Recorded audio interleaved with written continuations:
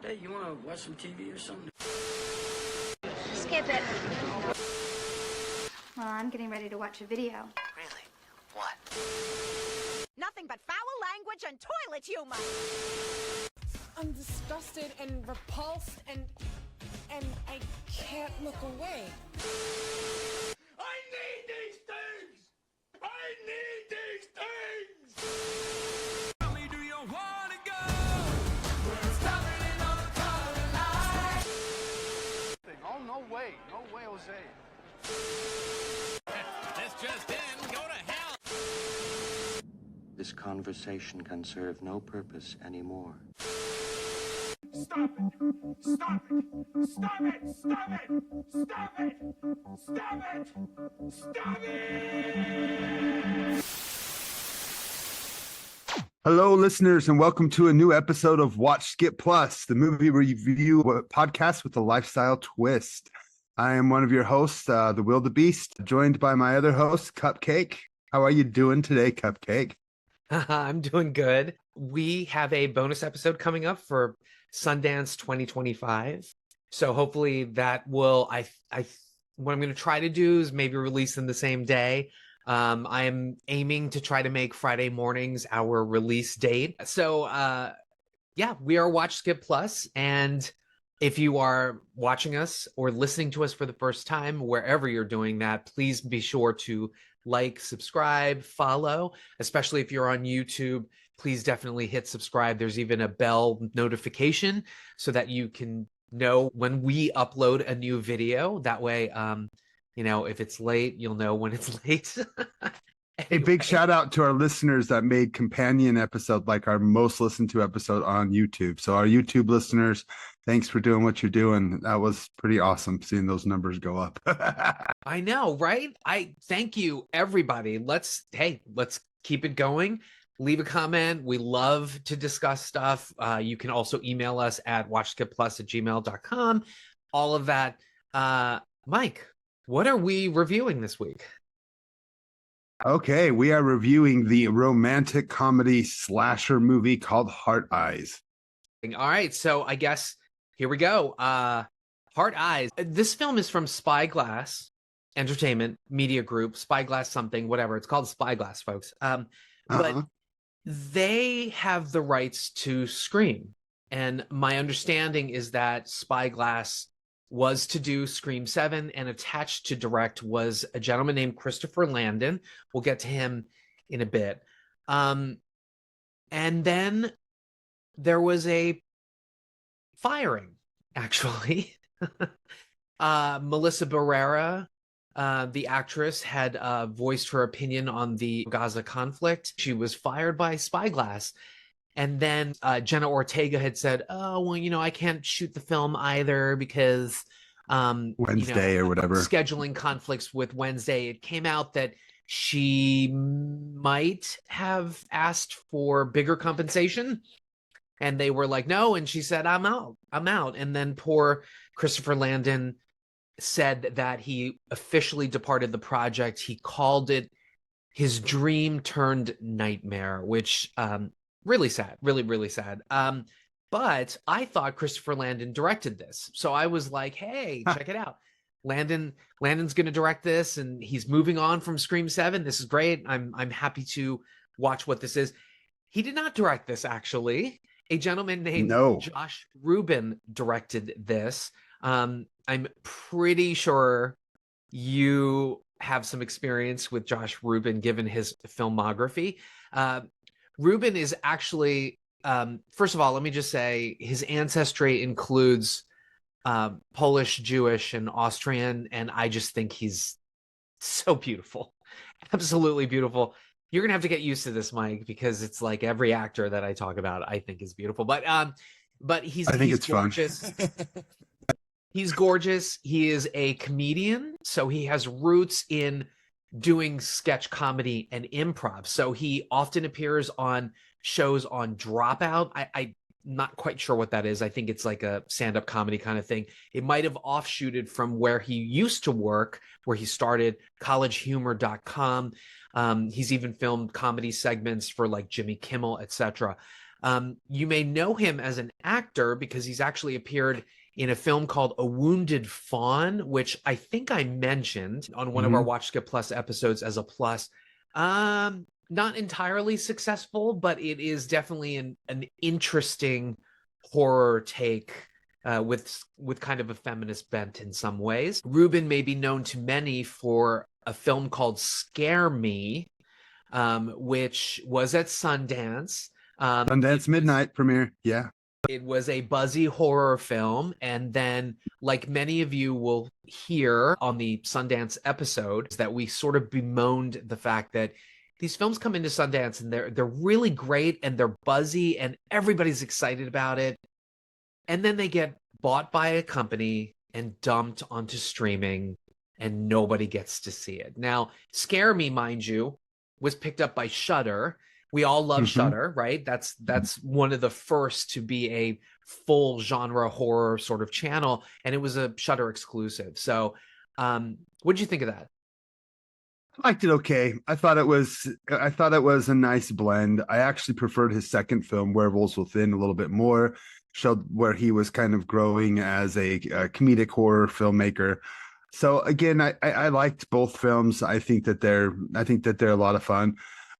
We'll go more into this movie as we go along, but I think Josh Ruben isn't really the one who put this together. There's 3 other writers on Hard Eyes, so I think we need to talk about a little bit more too.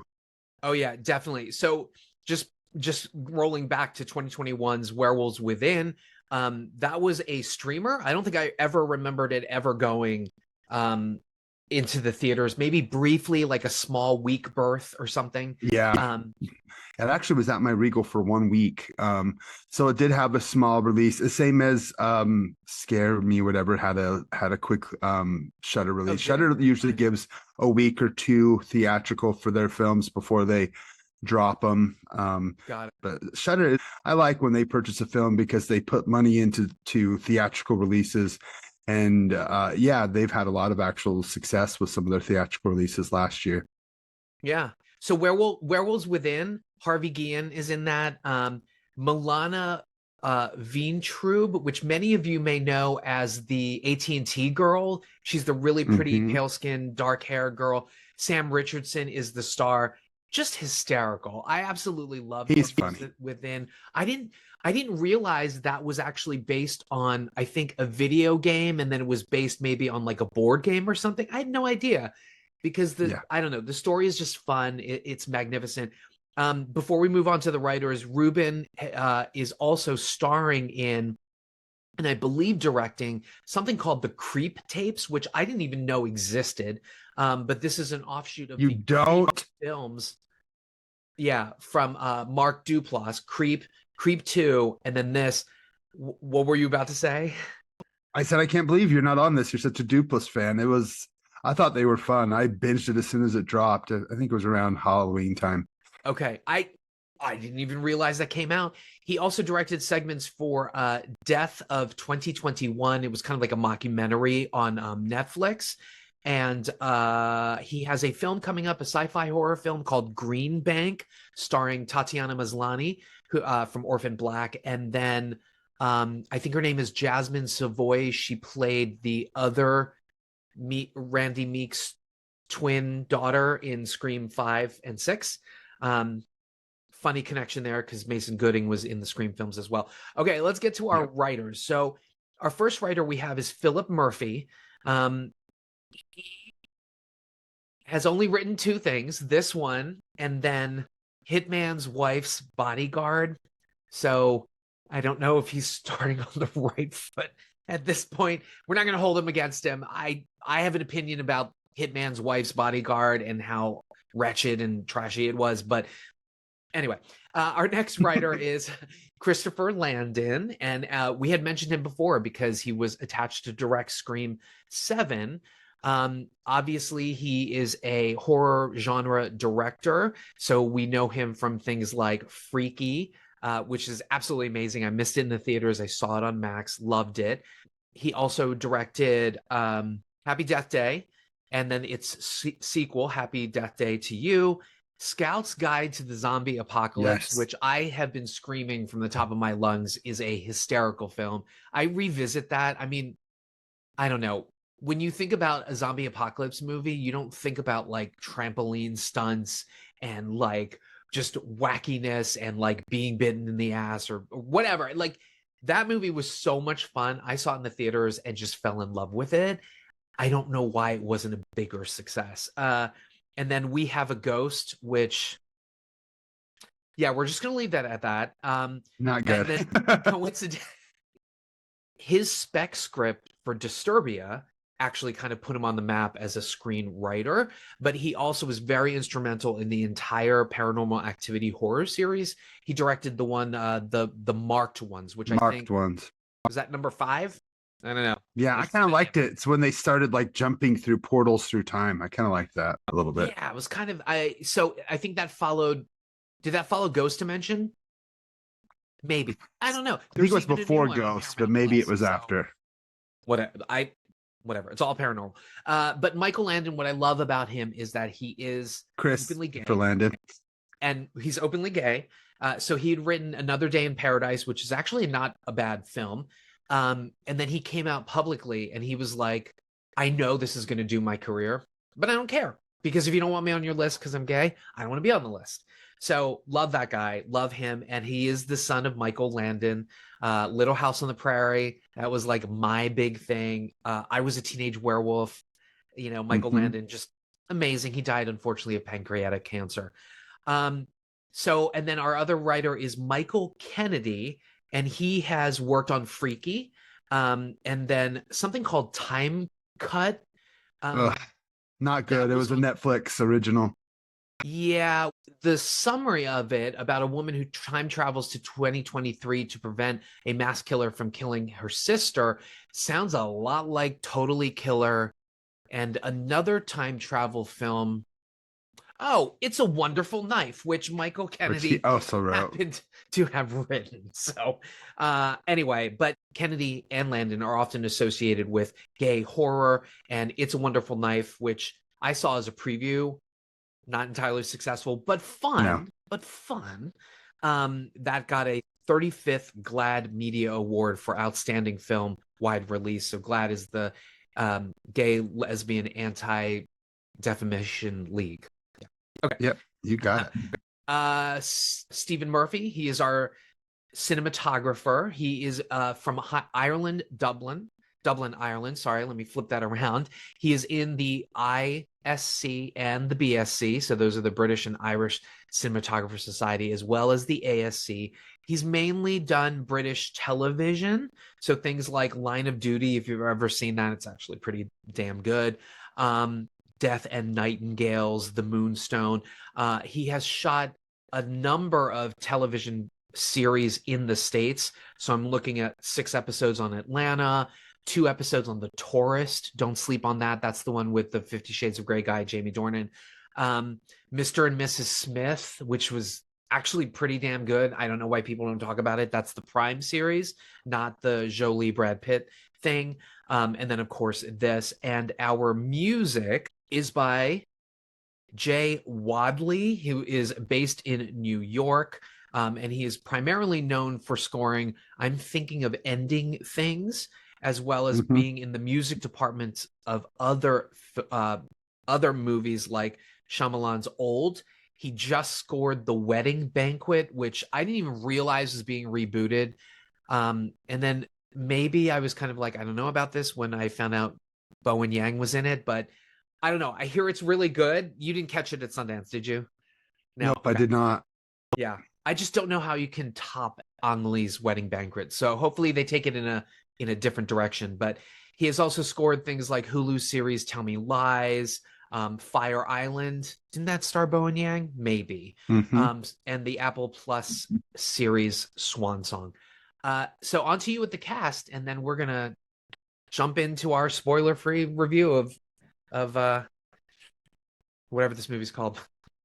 Hard Eyes. Okay, so we'll start with our leads.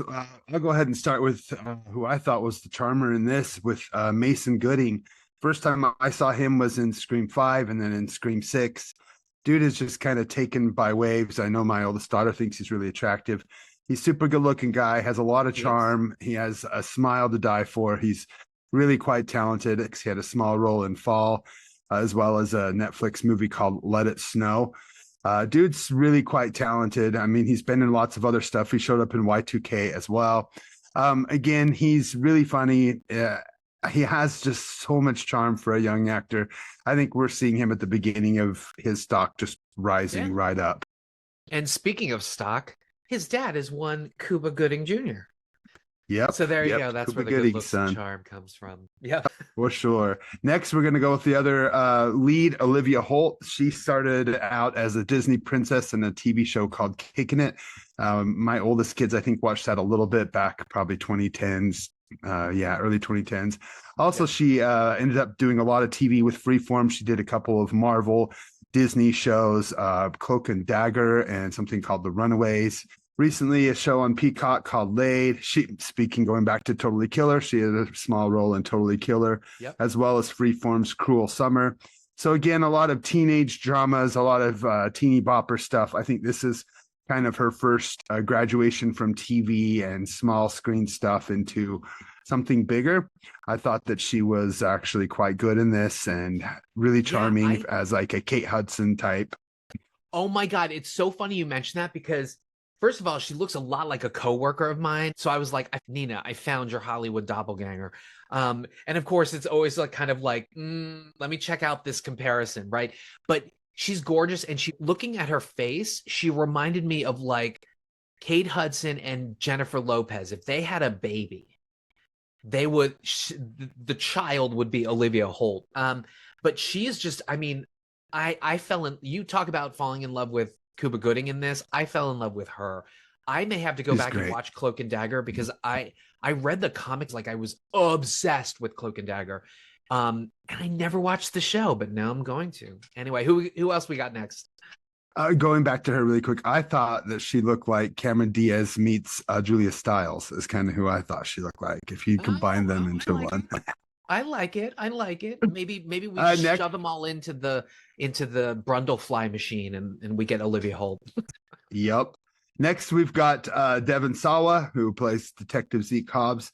Devon Sawa has a connection back to Utah. He was in SLC Punk as well as the Final Destination movies. He's had a lot of fun in the Chucky series as well. He's had kind of a renaissance as of late, popping up in a lot of horror and genre stuff. I just love Devon Sawa. I think that he's kind of really recaptured his limelight the last few years, and I really enjoy seeing him back out there doing genre stuff, doing horror things. So always good to see him again. What do you think about him? Oh my God. If I could marry Devon Sawa, I would do it. So he, like Olivia Holt, he was like a teen actor. I think many love Idle Hands like that. I know so many people love that movie. It didn't hit with me, but to each their own. And then of course he came up with like, what was it? Jonathan Taylor Thomas. And they had that Wild America movie or whatever. And then there was a little bit of a darker period and his face seemed to actually change after rehab and stuff like that, but he's still beautiful. You mentioned Chucky. He was also on Nikita. Oh my God. I fell in love with him on Nikita. It was so good. And like you, I'm just happy to see him again. Anyway, we'll leave that for spoilers with regards to this film. So, but yeah, anytime I can see Devon Sawa, I'm all for him. Yeah, it was good to see him. Playing his detective partner, Janine Shaw, is Jordana Brewster. I think the first time I saw her was in the prequel to the Texas Chainsaw reboot, the Texas Chainsaw Massacre, the beginning, which literally is a waste of a movie. It's the exact same thing as the remake, completely, totally the same movie with just a different cast. It's same set, same everything. It should have been called Texas Chainsaw Massacre: The Repeating. It was so repetitive. It was literally the same movie as the remake, but with a slightly less attractive cast. Oh, Taylor Handy takes issue with that. Anyway. Well, I mean, I like Jordana, but she's no Jessica Biel. Come on, that Jessica Biel zooming on that butt. But let me just say this: Jordana Brewster is gorgeous. Like she is. And she looks like she hasn't aged. I don't know if there's been some, whatever, but she's beautiful. She's beautiful. She's most known for most people in the Fast and the Furious movies. I think she's totally been wasted in the last few since Paul Walker's character was not even killed off, just like put to the side as being a daddy daycare kind of guy. He's always taking care of the kids while she fights and kicks butt. So I don't know what they've been doing with her character the last 3 or 4 movies. I did like her a lot in the first films, but again, she's one of those that is a recognizable face. I don't hate her, but she's not one of my favorite actresses. So when she pops up, I'm like, oh, look at her. Great. Can't wait till she's gone. She's done a lot of TV work too. I'm thinking of, she was actually really good in Lethal Weapon. The TV show. Crazy, whatever happened with the main guy and whatever. And then they brought on Bulletproof Monk guy, and it just was great. I mean, she's on so much. Magnum PI, Lethal Weapon. I mean, TV series galore, Secrets and Lies on ABC. I mean, she's just been on a ton of stuff. I think that and she's a pretty face with a limited range acting wise. But don't forget, I think she has genre cred because she was in The Faculty. She has like the best lines in there, right? Like, oh, Stan, Estee Lauder lips. These take 5 minutes to apply. That's my favorite. And then the other one is, Casey, when did you become Sigourney Weaver? Yeah, I love Jordana Brewster. And I'll mention one more person who's kind of a celebrity-ish, and then we'll kind of move on from there. Michaela Watkins plays Crystal Kane. She has a really thick accent in this. Yeah. She is really, really funny. She's a member of the Groundlings in Los Angeles, and she pops up in a lot of stuff. She was in Wanderlust, Backup Plan, Thanks for Sharing, In a World. Tons of fun independent films. She also plays Miss Barco recently in Abbott Elementary. Lots of TV shows. She was in the American Society of Magical Negroes, which I've mentioned several times as being a miss. But overall, I always loved to see her. I thought she was really funny in the weird Owen Wilson movie Paint. So I enjoy when she pops up. Yes. I think she's funny. I think she's interesting. I did not love her in this. I thought she was way over the top. I get what they were going for, kind of that Meryl Streep character from Devil Wears Prada. Yeah. Over the top spoof of that. Why they made her look like Tulsi Gabbard, I have no idea. And that accent was so strong, y'all. Oh my God. Maybe, I don't know. She's doing like a Tammy Faye or something, but I love Michaela Watkins. I can tell you, just based on the fact that she's in the Groundlings and she's been on a ton of comedy series, she really does commit, even when she's not great in the movie and the movie crashes. So specifically, I'm thinking of this film called Bad Therapy, where she was a therapist with Alicia Silverstone, and I forget who the male lead was, but that was an excruciating watch. But man, did she commit to that character. I was like, you go, Miss Watkins. This movie is trash, but you go. She was also, I'll mention, she was in The Unicorn with Walton Goggins on CBS, which was like a half-hour comedy. I really wish that had continued because I fell in love with that entire cast. It's just such a sweet show, just so sweethearted and cute and tender. And Goggins is he should be acting more. I think if he had more hair, people would cast him more.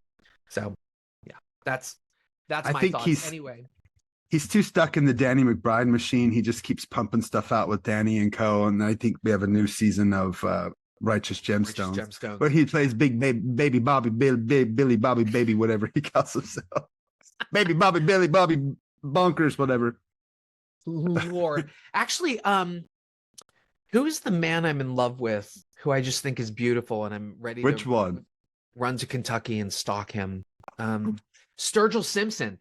Sturgill, the musician, Simpson. He cropped up on Righteous Gemstones or whatever, and when I saw him in The Creator, I was like, You are a beautiful man. I have no idea who you are. I had no idea who he was. Now my CD shelf is littered with Sturgill Simpson CDs. Anyway, okay, we've digressed. To gress again.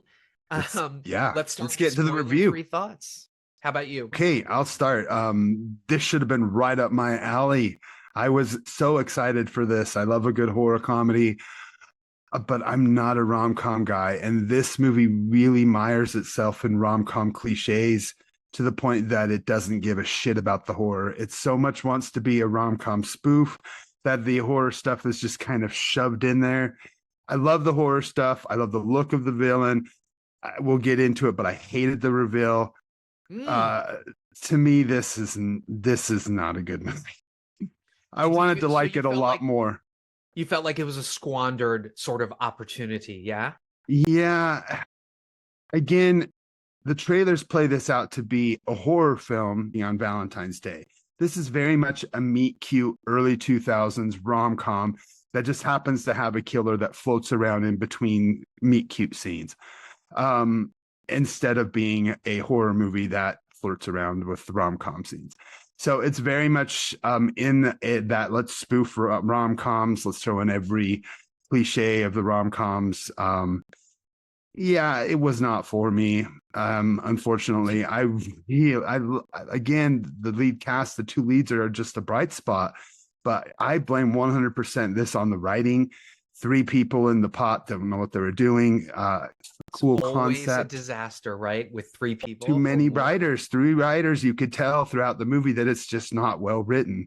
Again, I blame them more than I do the actual director, who I think is solid. He did what he could, and it was fast paced. It's, it's well done. It's well lit. There's fun scenes. And when the killer comes out, even when he turns on his seeing in the dark and it's all red, I thought that was cool. There's a lot of cool stuff with the horror stuff, but then you get mired in the cliched rom-com, Julia Roberts, Kate Hudson, 2000 style, almost modern day Hallmark crappy rom-com. As soon as that stuff popped up, I was ready to just fall asleep, waiting for the next kill. Let me ask you this. Did you think that some of the writing, because obviously with rom-com and horror, the writers are leaning into tropes, but my take on it was that they twisted around a little bit of those tropes. Did you find that there was enough sparkle in some of the writing with regards to the rom-com and the horror? Did anything new or clever that the writers had put into this film that you hadn't seen before? I wouldn't say anything was new and clever, really. It felt like a spoof of rom-coms, which we've seen this done before. I think a few years back there was a really funny one with Paul Rudd and what's her name from Parks and Rec that was written by Michael Showalter, which is a really great spoof of rom-coms, and that worked wonderfully. It's just totally over the top, made fun of every rom-com silliness. But this tried too hard with a lot of cliches that have been seen and done before without adding anything new besides the horror stuff. But again, I'm a horror fan. I was waiting to be wowed, but it just felt like that was so second tier to the rom-com material, which the writers really wanted to put in the forefront. So obviously there is a killer and there is a reveal of the killer. Without spoiling it, why did that fall flat for you? The reveal of the killer, again, the movie so much wants to be Scream on your Valentine's Day. It just tried too hard to copy what brilliant things happened with Scream, and unfortunately, it didn't hit for me. It felt like a greatest hits compilation from Scream with a different mask. I don't want to spoil it, but the reveal to me was Scream 5 levels bad. People know that Scream 5 to me is one of my least favorite of the series, and to me this felt the same way as far as who they revealed. Just was not fun or exciting or shocking to me at all. It was really pretty freaking disappointing, honestly. I was expecting us to go 4 for 4 for me liking what we picked, but this one was We found one. Unfortunately, this isn't the one for me. What about you? You felt okay with the rom-com stuff? Let's go to your opinion. Yeah. First, I wanted to just piggyback though and just ask one more question because I love this. I love interrogating my co-host. Was there anything good that the movie did? Yeah, I thought the acting was all solid. There was nothing wrong with the acting. I thought that the killer's design was cool. I liked the mask. I liked, for the most part, the kills were cool. Again, you're excited, you get into it, and boom, here comes the rom-com shit. It just slaps you in the face, tonally jarring every single time. You get a kill followed by rom-com cutesy stuff. And even when the killer is stalking them, all of a sudden they're about to make out and kiss. Oh, I guess we can't. We better run. It's just like, it was full of a bunch of corny, cheesy cliches that did not work for me whatsoever. Wow. Okay. So I went into this completely blind. Unlike Companion, where a trailer spoiled it for me, I had not seen a lot of trailers for this. And so just like you, I was expecting a horror film. I was expecting, like, from the trailer, teaser trailer, it looked like Strange Darling meets My Bloody Valentine, right? Well, within minutes, it becomes very obvious that this is a horror parody, right? And I was just like, oh man, what did I just sign up for? What is going on? As you mentioned, there are some really, really good kills. And that whole opening, I mean, Ruben, the writers, the director of photography, they know their genre stuff. Like, I couldn't help but get this, watching this opening, I couldn't help but get like, oh my God, it's Scream. It's I Know What You Did Last Summer. It's all of this like crazy, like visual callbacks to great Hallmark horror films. And so I was like, okay, so we're going the horror comedy route. Maybe I can get into this or whatever. But yeah, color me completely surprised that it in fact is a rom-com with the horror parody elements pumped into it, right? And even then, it's not even just a straight rom-com, it's a parody of a rom-com. Love that you said Scream on your Valentine's Day, because that's essentially what this is. It's like a scary movie-esque film with really great gore, a really great mask, a really, I'm not going to say original concept because we already had My Bloody Valentine, right? But I enjoyed this aspect of a traveling killer who kills people in love. And then obviously they introduce the rom-com stuff. But what's really, really strange is the schizophrenic whiplash that we do get, because we get this great opening, this great gore. I won't spoil how the people are dispatched. By the way, the guy was really, really cute too. But I was like, man, this is great. What are we up for? And then the rom-com stuff starts, and it's kind of like, okay, I got it. When are we gonna move on from this, right? Mm-hmm. And then again, it's complete whiplash. We go back into the horror film thing, and it's like, okay, this is great. Maybe the comedy not so good. Hobbs and Shaw, or whatever. But then it goes back into this long stretch of the rom-com thing, and I'm like, oh fuck, we're in a rom-com parody with horror elements. Now, this is interesting because I thought you would love this. I really did, because, I as this movie was going on, I was thinking to myself, okay, is this any worse than, say, Freaky? Is this any worse than the self-referential, tongue-in-cheek, absurdist stuff of It's a Wonderful Knife, or even Totally Killer, right? And at parts, I started to really kind of get into this and enjoy it, but it's just so all over the place. And by the time the second needle drop happens and all of this gore and mayhem is happening and they pause to have a romantic moment, I was like, okay, I can't get on board with this. And And then the reveal, yeah, I was like, oh wow, they really just kind of screwed the pooch on this. Because again, like you said, I don't know if it was intentional or not. They took elements from Scream and they pumped them into this, like these tropes of horror films and even tropes of rom-com stuff, and just pumped it to the 150%, right? And then made it comedic. But there were some parts of the script that I actually kind of enjoyed. There's a subversion of the genre trope. People, we think the point of view is the killer, turns out to be somebody else.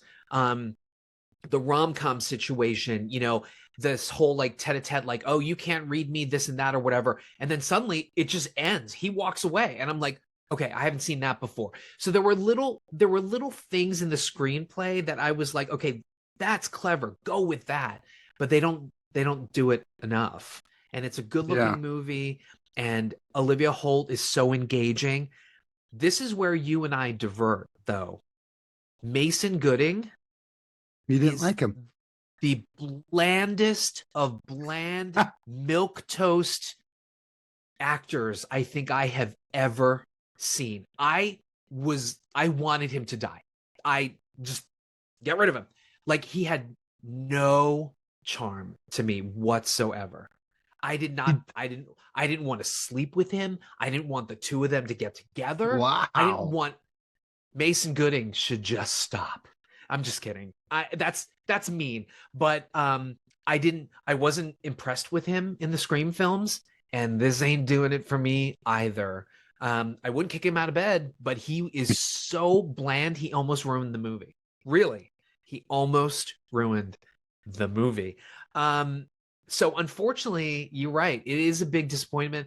I can see myself getting into this, but the absurdist lapses into rom-com parody. You mentioned the Michaela Watkins character. There are like gay lispy characters in here that are just like, I'm like, oh, why am I watching this? What's happening? You know, just cringy stuff with the person of color best friend who's dating like the sugar daddy and like talks about how like she's just like, oh, you know, I like the money, but I also like whatever. Like, she was kind of over the top as well. And yet some of it made me laugh, but I cannot. This should have gone direct to streaming, right? We bemoan films that go straight to streaming that should be in theatrical. Well, this is the opposite. This should be a streamer. And I think people would enjoy it more as a streamer. And the more that I think about it, I'm like, was Werewolves Within this absurd and terrible? So I think it's about a balance, striking the right balance. And this is just a seesaw of comic tragedy.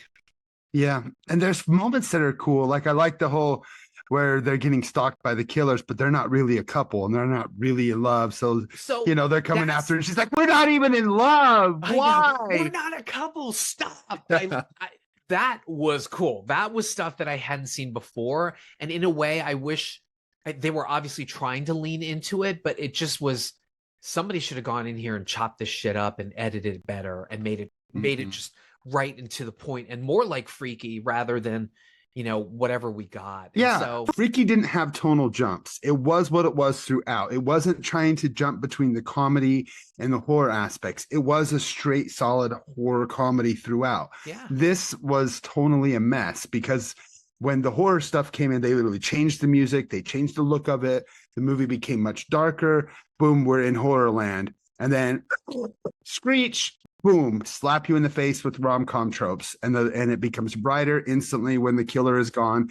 And it changes the way it looks, and that was a choice, I think, by the director. But also, I think this really just falls down on our three writers who each of them have talent, but I think putting all three of them together, each touching on this, probably not together. They probably was a first touch by Landon. I'm sure he had the original, and then those other two guys went through and touched it. Felt like they did touch-ups that just pronounced the corniness, the camp, the silliness of the humor, and downplayed the scares. But again, it's too gory for rom-com folks. Like, I told my wife, I was like, I would take you this, but it's too gory for you. Like I know right out that even it's more gory than a Scream movie, but I just don't know who it's made for.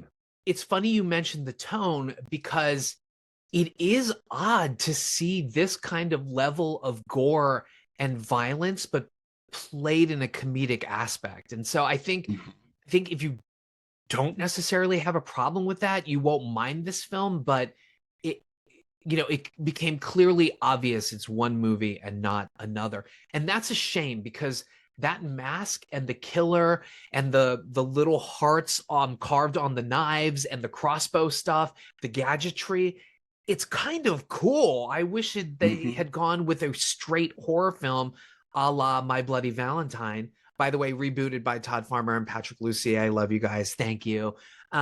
Great film. Yeah, but unfortunately for me, it's a skip. How about you? Yeah, it's a skip. Yeah. And I really wanted to like it too. I really wanted to like it. I thought I would love this. I thought you would. I thought we were going to go 4 for 4 for both of us liking it. Yeah. But yeah, this did not work. It didn't work at all. I wanted it to, but it just did not work. Yeah. Period. Yep. Now, can we spoil it and trash it even more so I can destroy that ending that I just despised in many ways? But I'm going to say one thing. I'm going to say one thing. So in the beginning, as I'm watching this scenario play out or whatever, I'm spying some of the people, the people in the scenes, the extras, and I'm kind of like, okay, he looks not US. This guy looks Maori, and I'm like, they filmed in New Zealand. And as the movie was going on, I could see that they were like trying to make it like an urban setting, but I'm looking at the architecture and I'm like, it's Kiwi land, folks. And sure enough, it was filmed in New Zealand. And the other telltale sign is that you would never be in the lobby of a police department and look up and see a sign that says on glass, frosted glass, Seattle Police Department as you're looking into the lobby. And I was like, that's the production design of somebody who hasn't been to America, folks. Anyway, whatever. It is what it is. But yeah, folks, if you have not seen, and now I'm blanking on the title again, that's how memorable it was. Hard Eyes. If you have not seen Hard Eyes, we are going to spoil it in 3, 2, 1. What a fucking mess of that ending. So remember how I said that there's number one thing I gotta you can't kink shame. You can't kink shame. This movie kink shames. It blames all the murders on a kink. Fuck that. Fuck you, movie, for blaming the murders on a kink. That's why they killing people. I hate it. The murder. I mean, listen, it's been done before, right? Mickey and Mallory. They just, you know what I mean? And this is just that to the nth degree. But part of me enjoyed that they took the trope of the 2 killers, right? And then they amped it up. It was actually 3 killers. 3 killers. It was 3 killers. And I love that moment when they pull the mask off after they've dispatched the killer. And they go, we're like, who is this? Who the fuck is that? I howled with laughter. It was one of the bright spots in the script. And there are little moments like that in the script. But again, the schizophrenic whiplash was too much. So just to set it up for the listener, the viewers, it turns out that Jordana Brewster, the detective, because what better way to cover up your murders or to find murders, and have your kink, she is part of these killings that have been going on, as is a man named David who shows up as an IT. This is the weirdest introduction for a character I've ever seen. So she's in the police lobby. They've arrested Mason Gooden. They think he's the suspect. Oh, well, we found this stuff on you. Oh, we looked into your records. You were in the cities when you were, and he's like, I'm a traveling consultant. Why wouldn't I be in those cities? And then suddenly he pops up from the table. Your computer's fixed. I'm like, what the fuck was that? Right. And then he asks her out. So they totally telegraphed that it was going to be him. But it turns out that their kink is murdering people. They get off on murdering people, which you're right. It is kink shaming. But to be sure, we've had people that enjoy killing, right, in other horror films, but they added a third person. Now, they they called it a throuple. I don't know if that meant that the three of them actually had sex, but I think they shared the fetish. But I think it was that guy's like brother. No, it was a fanboy, but that fanboy also happened to be Asian. So it was a little, or I don't know what nationality it was. It wasn't a very good angle when they shot him. No, I couldn't tell the face at all. Yeah. And then it turns out that, like, you know, they did it, and then all of their killings kind of happened in this abandoned church that has a statue of St. Valentine's Day, and that's why they did it on Valentine. They went way too far in trying to explain all of that shit, and it was a setup for a gory dispatch of Jordana Brewster. I did enjoy their intensity when they finally revealed who they were, kind of doing the Stu and, you know, whoever at the end of Scream when they're all like, yeah, or whatever. They did that well. But man, the rom-com stuff just really, really dragged it down. Like the protracted cafe scene where they're going back and forth and this and that or whatever. And then of course she kisses him. Now, I like this. She kisses him to make the other guy feel jealous, which doesn't work because they end up like just talking themselves to be idiots, right? But that is what makes the killer then be like, okay, I'm going to get those two. And then there's a lot of chemistry there. And there was. The leads have chemistry. And I felt like they had some decent chemistry. Again, I kind of liked the leads. I enjoyed what they had going on. I think Olivia Holt is just beautiful, gorgeous. She really felt like that thing. But man, it was just mired in, again, bad writing, bad choices, and then having to even like make sure we knew who killed whom at the end, like going back and just making sure we knew which killer killed every single person. It was like, again, we didn't need any of that. The film's not that long, but it felt too long because, again, you're waiting for the next kill if you're a horror fan. And then I'm sure if you're a rom-com fan, you're closing your eyes. You don't want to see the kill. So I'm still baffled as to who they really thought this was made for teenage boys to bring their girlfriends to have them get grossed out. Maybe I don't understand who this was made for. Yeah, it's funny you mentioned that because a friend of mine made a comment about Fast X, speaking of Jordana Brewster, and she was texting me as she was watching it for the first time, and one of her texts was, I feel like I'm watching 3 movies, and my comment back was, yeah, and 2 of them fucking suck, right? And so with this film, I felt like I was watching 2 movies, and both of them were not very good.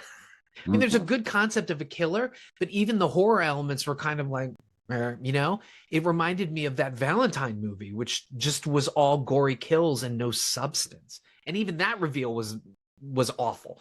But yeah, it just didn't come together. I will say this though, there is a magnificent scene where he sort of ingratiates himself into her apartment, and her apartment is like a hot mess. And there's like that extra large rabbit vibrator. Do they sell them that large? Because this was like wine bottle sized, right? So she grabs it and we're all laughing over this. And there is a fantastic jump scare when she opens the closet to throw it in there, and he's in there, and she throws the dildo at his head. So if there was more like that, if there was more comedy with the scares, I think I would have maybe enjoyed it more, but there are some really, really good scares and some graphic kills in this that kind of worked. It kind of makes me wish the movie was a little better than it actually was. So yeah, I appreciate the swing, but I think you're right. It felt like 3 different people had their idea of the film, and then they parceled out portions of the movie, and it's all 3 of their different voices together with no cohesiveness, you know? Yeah. And Devon Sawa wasn't even in it. He gets split in his crotch and he dies. It was so stupid. It was dumb. Yeah. It's a miss. It definitely was a miss of a movie. What can you say? I hope that it was worth it, and I hope that he doesn't miss making Scream 7 or whatever. That's still going on, and I'm still kind of excited about it, even though it's going to be way different. It still is going on, but that mask is pretty fantastic, I think we're going to say. And really cool. And when they shut off all the lights, there's a point where we've seen in the trailer where the eyes glow red, and it's infrared, just like Silence of the Lambs. It's so great. Oh, such a missed opportunity because there's so many cool scenes. Again, the whole time I was like, afterwards, I'm like, I'm gonna trash this movie. I don't want to trash this movie. I wanted to like this movie. I wish I didn't have to trash this movie, but we kind of have to because the rest of the world seems to be liking this. I don't understand. Like some of the reviews are really quite glowing. The stupid fuckboy meter is way high on this. I couldn't even believe how high it was. I'm just like, did I not see the same movie? Are you talking about the Whole Food vegetable aggregate site that shall not be named? I like fuckboy better. That's great. Fuckboy meter. But it was it's so high. I'm like, why? What did I not see here? So, it's like last I saw it was in the 90s.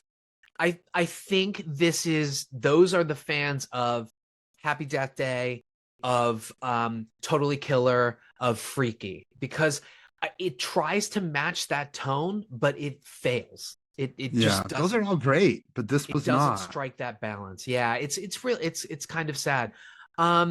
You want to hear something even sadder, and then we'll segue to our pluses? Sure. Do you know who got thanked in the special thanks at the end of the credits? No, who? Kate Siegel and Mike Flanagan. Yeah. Why? Miscues. I have no idea, because let me tell you, looking at Mike Flanagan's work, he certainly didn't consult enough. What's the special thanks for? I don't know. Yeah. Because whatever it was didn't improve the movie. Anyway, that's it. It's a skip for me. Y'all should wait till streaming. I think you might enjoy it as a streamer. It's a good streamer. It's a bad theatrical watch because it's so disappointing. Yep. Yeah. I say wait for your horror-thons. If you're doing a horror-thon, wait and watch it in October when it's going to be streaming somewhere.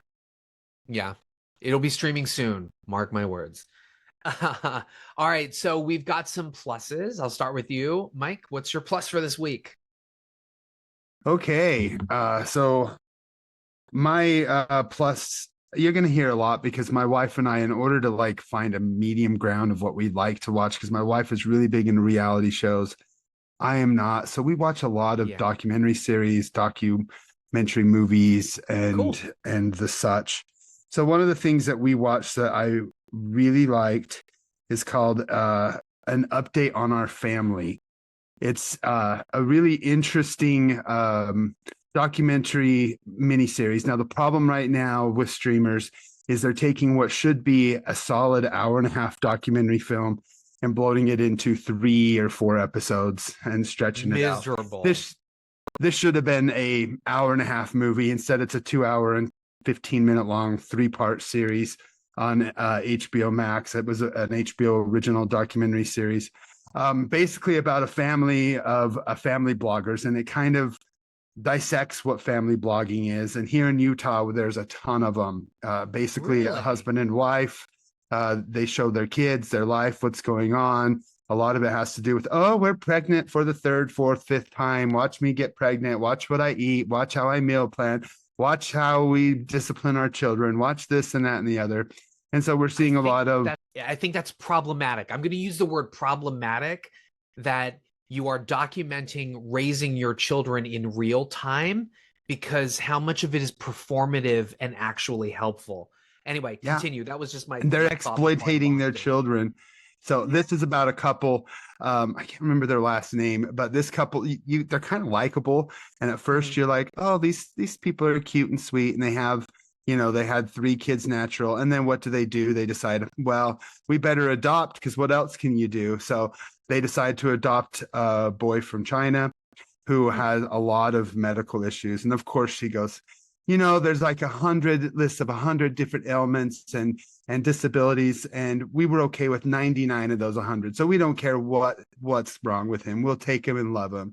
Basically, long story short, they adopt this boy just to realize they got in over their head, and they return him. And then the fans that started watching them start to fight back and get angry, and they basically get canceled And it's this whirlwind of watching this family grow, their blog grow, grow, and grow. And they're not like evil people. They just bit off more than they could chew. They thought that they were called by their God or their religion to adopt this child. And then they realized, oh, he's like autistic. He's got a lot more going on than we thought. And then all of a sudden, somebody realized, they looked in the back of the husband's truck and there was no longer a car seat in there. And they're like, where's your son? Where's your kid at? Where's Huxley? Oh. And then, of course, they start to investigate, and that forces them months later to make a post, an update on our family, as it's called, letting everyone know that they no longer have that son. So I thought it was quite interesting. It's an amalgamation of the stuff my wife loves, the Instagram reels and watching people on Instagram and YouTube, to making a documentary about it. So while it was too long, it should have been an 1.5-hour movie. I think it premiered at the Tribeca Film Festival. The director is LGBTQ and has done a lot of other stuff quite prominent in that world. This is their first kind of I think that they're like, let's make some money, and maybe they followed these people as well. Very different from the other stuff they did. But overall, really worth a watch. Again, an update on my family on HBO Max. It was made as an HBO original documentary series. So check it out if you're into that stuff. And there's a lot more twists and turns along the way. Nice. For my plus, I checked out 2 movies that are also streaming. So you can definitely catch them. I had not caught these in theaters. One of them you actually spoke about in 2024's Sundance episode, and that's called D.I.D.I. This is directed by Sean Wang. I believe he's a first-time filmmaker, but essentially it is about a Taiwanese American young man who is growing up in the age of social media, and just kind of dealing with family stuff and discovering girls. So it's currently streaming on Prime Video. There are unknowns in this. I think the most famous person is Joan Chen. If you'll remember, she was in Twin Peaks. Push the plug, Harry. Constantly getting the American phrases wrong. You would also know her from the last, I believe, The Last Emperor, Blood of Heroes with Rutger Hauer. I love that movie. This movie, although it feels kind of slice of life, and yes, you could probably predict what's happening, what I enjoyed about this feature was the depth of which it shows how a kid growing up in the social media sort of age who has family conflict can't seem to learn how to socialize with other people because he's so stuck in his head and so learning from social media that he doesn't get that there are certain things you say in front of your one set of friends that you don't say in front of another friend, much less a girl who you're trying to impress. And I kind of enjoyed that because on top of the sort of culture clashing, there's an issue that the father is maybe working overseas supporting the family while the mom and the paternal grandmother are helping to raise him and his older sister. And obviously there's tension with the older sister and stuff. And then he explores, the skateboarding and filming and things like that. But it just is it 13? Was that called 13? Or, no, 8th grade. Like 8th grade. It really is this challenging look at the way that social media can be both helpful, but ultimately isolating. And when it comes to kids, it's not a good thing, folks. But I think, we're going to keep going over this theme. Dee, I don't think it ever hit any of my theaters. It got dumped on streaming. It's on Prime Video. And I don't see that this director has any upcoming projects because he really has a voice. And this film, even people may look at it and feel it's like humdrum. It's really powerful. I found myself crying a lot. Me too. And not just because I'm Asian, although that's certainly, but it's relatable, right? The mom has these sort of oh, look at what my son does or whatever. And then it's you embarrassed me. And it's wait a minute, I'm my own entity here. I'm not growing up to suit, your vision or as a trophy or something. So really, really powerful stuff. That's streaming on Prime. It's called DDDIDI. The other That film that I MySpace saw- stuff, though, didn't you love the MySpace? Yeah. Well, it has to happen in that certain Oh, nostalgic. time because it totally nostalgic, but it has, in a way, it sort of has to happen that way because it shows the isolation and how he just can't socialize with his friends, you know?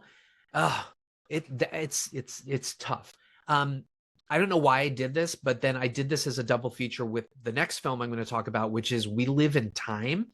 It's billed as a romantic comedy film. Anyway, let me just say I cried so much watching both of these films that I think I was like dehydrated by the time I went to bed.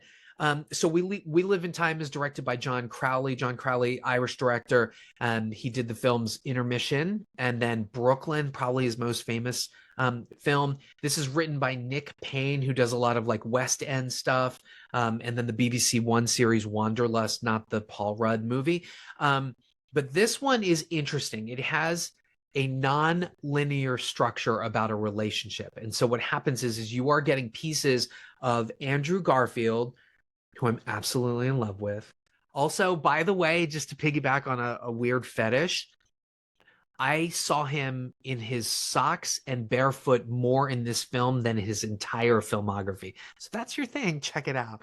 But anyway, so the relationship between Andrew Garfield, who works for like, it's called Weetabix. It's like a cereal company, I guess, in Britain. And then his wife, played by Florence Pugh. So we've got two powerhouse actors here, folks. And she's a chef.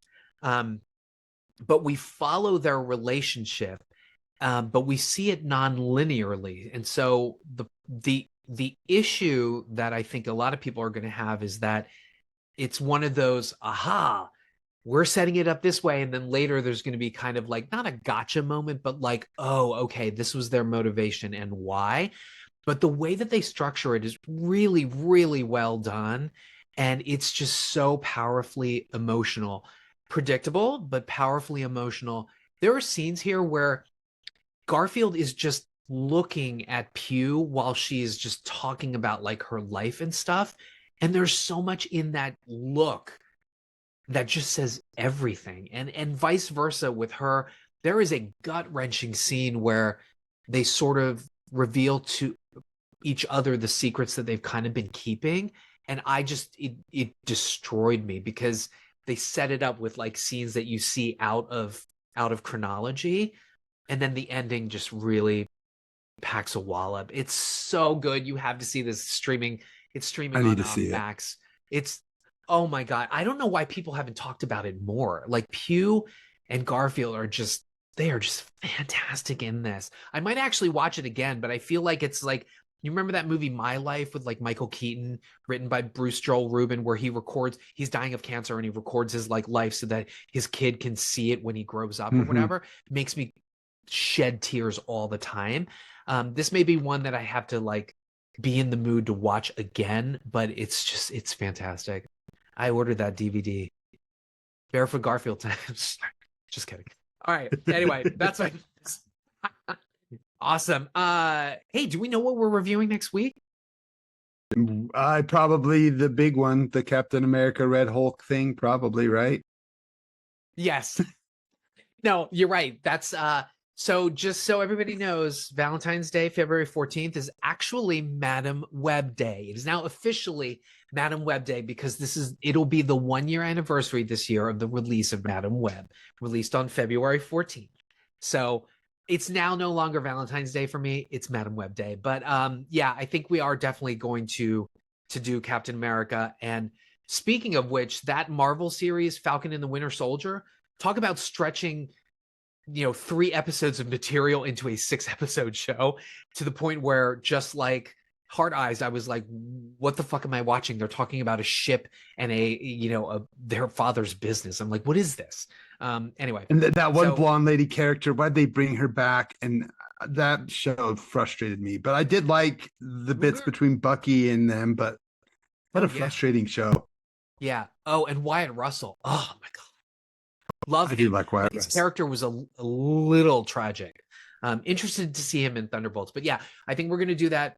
We might even have a guest, actually. So, all right. So if you love us, if you have thoughts about Heart Eyes, did we get this wrong? I don't know. Drop your comment in the comment section. Jared, thank you so much for commenting. Alex, you've commented as well. Let's keep it up. Let's build a community. And if you love us, speaking of Alex, so our former co-host, MC Alex, he has rebooted Friends with Cinefits. It now has a new concept behind it. And that concept is going to be reviewing older films where the critical score, I think, is lower than the audience score. And that usually, folks, is where you find the debate and the art. My IMDb rating sweet spot is between a 5.2 and a 6.1. If your movie falls in there, I'm probably going to love it. Anyway, so that's Friends with Cinefits. But if you love us, you'll certainly love our Podfathers Gentleman's Guide to Midnight Cinema. Not a bomb. Not as well. They recently did Hudsucker Proxy and The Dark Tower. They did not like The Dark Tower. I happen to actually like it, but then I don't have a lot of experience with the Gunslinger series. Night of the Living podcast, Wild Dream podcast, Death by DVD, Raiders of the podcast. We're going to get Kevin and Tyler on here sometime. Backlook Cinema podcast, also on YouTube, and now for something a little bit different with John Horgan. You're doing the animation special in February. I'm supposed to be joining for Jeff Bridges. We are going to reinvert the schedule, and we're going to do Fabulous Baker Boys instead of Fearless, but Fearless is still going to come up. Also, Friends with Cinefits is also on YouTube too. So if you want to look at Alex's beautiful face, if you miss seeing it on Watch Skip Plus, you can certainly see him there. Caliber 9 from Outer Space, Feminine Critique. And then this is a great back catalog of episodes: Married with Clickers, VHS Files, Silva and Gold, and Colton Muscle. WillDaBeast, final thoughts, parting thoughts. My departing thoughts are: enjoy your Valentine's weekend, have fun, don't waste your time on Hard Eyes. There's much more romantic stuff out there to watch. Go and see Companion. That's better. Go see Companion again. That makes a better Valentine's Day screening, most definitely.